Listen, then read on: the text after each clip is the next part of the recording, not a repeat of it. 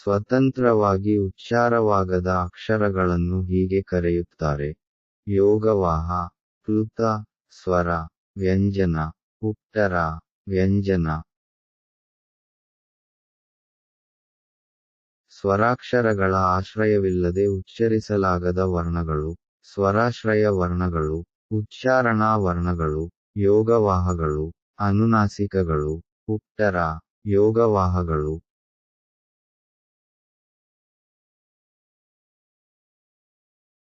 ಸ್ವತಂತ್ರವಾಗಿ ಉಚ್ಚರಿಸಲ್ಪಡುವ ಅಕ್ಷರ: ಅವರ್ಗೀಯ ವ್ಯಂಜನ, ಯೋಗವಾಹ, ವ್ಯಂಜನ, ಸ್ವರ, ಉಟ್ಟರ, ಸ್ವರ.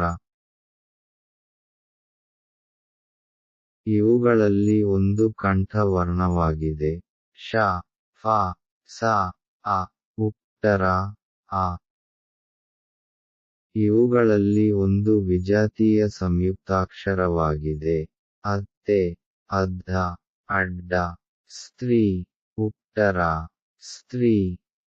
ಕನ್ನಡ ವರ್ಣಮಾಲೆಯಲ್ಲಿರುವ ಸ್ವರಾಕ್ಷರಗಳ ಸಂಖ್ಯೆ: 10, 12, 13, 14, ಉಟ್ಟರ, 13.